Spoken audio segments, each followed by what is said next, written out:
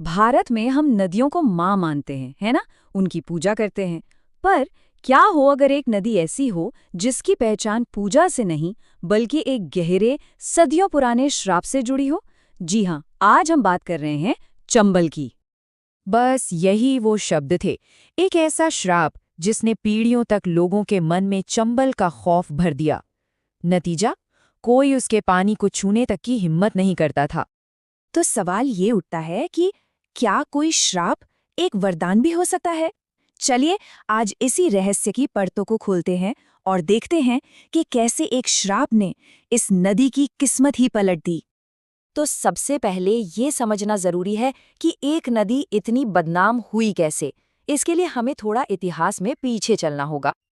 ये बात हैरान करने वाली है कि एक तरफ जहां गंगा यमुना के घाट आरतियों से गूंजते हैं, वहीं चंबल के किनारे सदियों तक सिर्फ और सिर्फ सन्नाटा था। कोई मंदिर नहीं, कोई पूजा नहीं। वजह थी द्रौपदी के श्राप का वो डर जो लोगों के दिलों में इतना गहरा बैठा था कि किसी ने कभी इसकी पूजा करने के बारे में सोचा तक नहीं। और मजे की बात यह है कि चंबल से जुड़ा सिर्फ एक नहीं बल्कि दो बड़े पौराणिक श्राप हैं, दो कहानियां हैं। तो देखिए, एक कहानी तो महाभारत से जुड़ी है, द्रौपदी के श्राप की, और दूसरी कहानी है राजा रंतिदेव की, जिनके यज्ञों से बहे खून से इस नदी का जन्म हुआ और इसका नाम पड़ा चर्मणवती, मतलब चमड़े से पैदा हुई नदी। अब इन दोनों ही कहानियों ने मिलकर चंबल को एक ऐसी पहचान दे दी कि लोग इसे अछूत और अपवित्र मानने लगे। और जब किसी जगह को इस तरह सदियों के लिए छोड़ दिया जाए, उसे अपशगुनी मान लिया जाए, तो क्या होता है? वो जगह बन जाती है कानून से भागने वालों की पनाहगाह। चंबल के साथ भी ठीक यही हुआ। ये डाकुओं और बागियों का गढ़ बन गई। देखिए, चंबल के जो बीहड़ है ना, वो कोई आम घाटियां नहीं है। वो एक भूल भुलैया है, एक ऐसा चक्रव्यूह जहां घुसना तो आसान है पर निकलना लगभग नामुमकिन। कहते हैं पुलिस भी यहां आने से कतराती थी, और डाकुओं के लिए, उनके लिए तो ये एक अभेद्य किला था। और इन्हीं बीहड़ों से निकली एक ऐसी कहानी जो आज भी सुनाई जाती है, कहानी पुतलीबाई की। वो एक नर्तकी थी जिन्हें किडनैप किया गया और हालातों ने उन्हें डाकू बनने पर मजबूर कर दिया।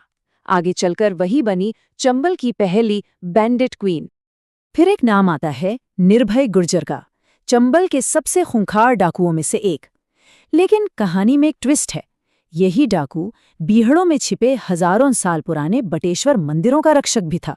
मतलब एक तरफ बागी और दूसरी तरफ भक्त। ये दिखाता है कि चंबल की कहानी कभी भी सीधी सादी ब्लैक एंड व्हाइट नहीं रही।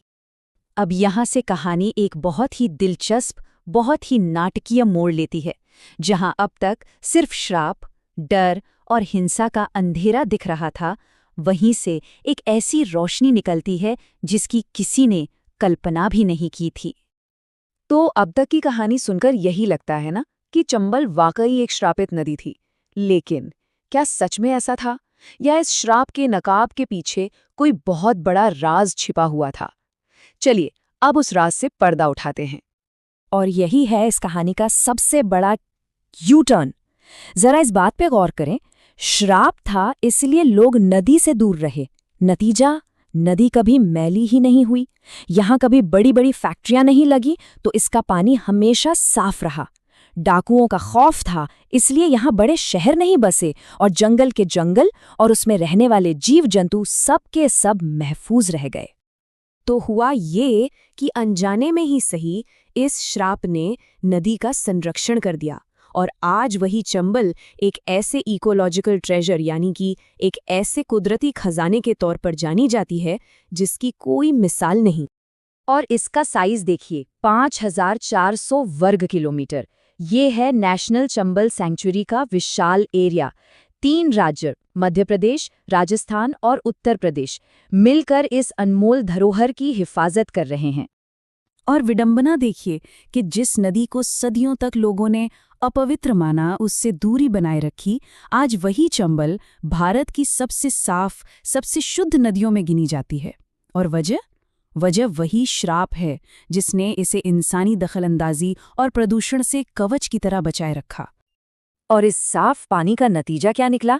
आज ये नदी क्रिटिकली एंडेंजर्ड घड़ियाल, गंगा रिवर डॉल्फिन और ऐसे न जाने कितने ही दुर्लभ जीव जंतुओं का आखिरी और सबसे महफूज घर है।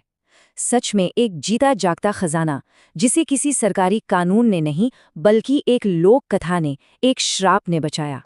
तो इस पूरी कहानी से सीखने को क्या मिलता है? यही कि कभी-कभी जिन चीज़ों को हम डर या अंधविश्वास समझते हैं, वो भी अनजाने में ही सही कुदरत की सबसे बड़ी ढाल बन जाती हैं। तो चंबल की कहानी बस एक नदी की कहानी नहीं है। ये इस बात का सबूत है कि जिसे दुनिया ने श्रापित समझकर छोड़ दिया था, वो असल में प्रकृति के लिए एक छिपा हुआ वरदान था। तो अब सवाल ये उठता है कि ऐसी और कितनी जगह या कहानियां होंगी जिनसे हमें डरना सिखाया गया है, लेकिन उनके अंधेरे में भी शायद कोई ऐसा ही वरदान छिपा हो। सोचने वाली बात है।